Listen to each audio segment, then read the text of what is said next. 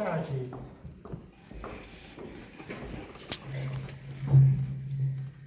All right, thank you very much. It's an incredible honor to be here, and I'm only a little bit terrified. That much. Let me start with a little story. The woman on your left is Jay. She's an 87-year-old widow who's very independent and still lives in her own home. She donates to 3 organizations, her church, a local group that helps seniors with lawn care, and a wounded veterans charity.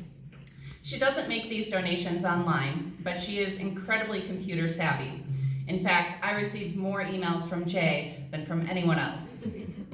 You already have several Jays in your donor database.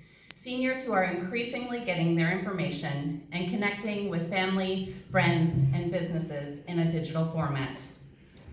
The myth I'm smashing today is that digital is optional for charities, that it's the icing on the cake at your fundraising bake sale, when in fact, it's no longer optional. It's time we charities get serious about including digital as an integrated part of our fundraising strategies. You'll all be aware of Kiwi Bank's announcement that they're phasing out checks. In the response to FINZ, they said that we're moving forward and equipping customers for a world that is increasingly digital. Whether we're ready or not, it's true. We are living in a digital world, and I am a digital girl. There are many of you who are already doing fantastic things in the digital universe. Just look at the finalists from the FINZ Digital Awards, SPCA, the Maya Health Foundation, and the Food Bank Project. But there are many of you who aren't yet integrating digital into their fundraising program, and I'm going to focus on invalidating 3 of the reasons they are giving for why. 1, older donors are not engaged online. 2, online asks do not convert. And 3, small fundraising teams just simply don't have enough time for digital. Let's start with older donors are not engaged online. Jay is just one example of seniors who are online literate. According to the New Zealand Office for Seniors, 90% of seniors 65 to 74 use the internet, and 3/4 of those 75 to 84 are also online, and they expect those numbers to grow. This is in line with the results we had with our Lifelight supporter survey we sent out last July.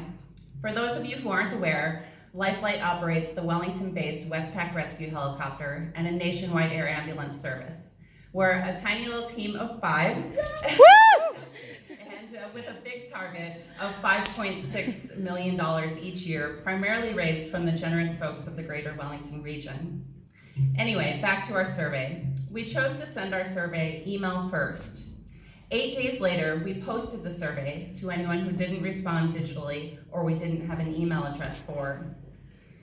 Our previous survey in 2015, which was posted only, had about 2,000 responses. This survey had 4,500, and more than half of those were online. And the bell curve of the age groups responding to digital versus print were very similar.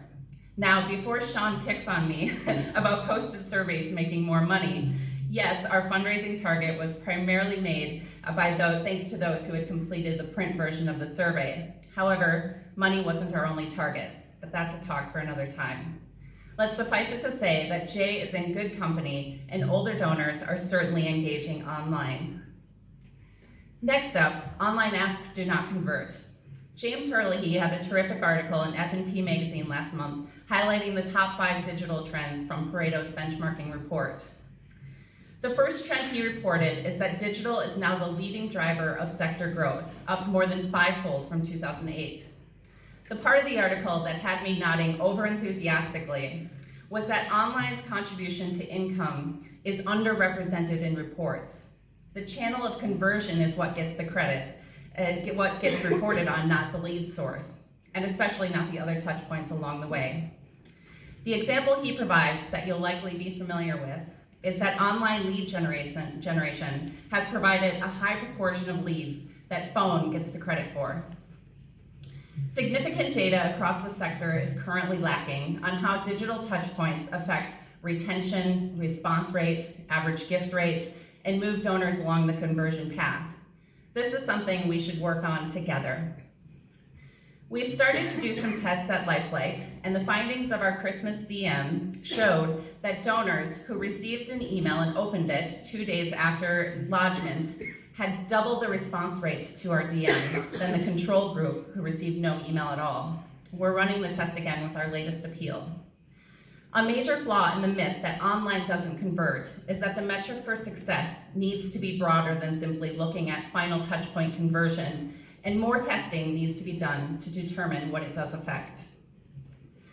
Finally, we don't have enough time for digital. I hope I've got you starting to think about how digital can impact the bottom line. And if that's the case, no matter how small your team, you need to start thinking about rearranging some priorities to incorporate digital. It doesn't have to take a lot of time. Integration is key. Don't silo communications and marketing from fundraising. Work together and reuse existing content across channels. Your efforts don't need to be fancy. In fact, it's been proven that a simple email may actually be more effective than an overly designed one. In a Next After online fundraising research lab test, an A/B test showed the simple, plain, boring version of an email actually produced 272% more donations than the one that met every best practice. Start adding a pinch of digital in your strategies wherever you can and test the recipe. Am I advocating charities give up on the post and solely go digital? Absolutely not. What I'm saying is that we're no longer waiting to round the turn to a digital world. And in fact, we're already there and our donors are there, being inundated with thousands of messages each day. It's time to take our limited resources and shift our focus to include digital as a pillar in our fundraising strategies. Digital can no longer be considered icing on the cake, when in fact, it has become a vital ingredient to a successful fundraising recipe. What do you think? Myth smashed?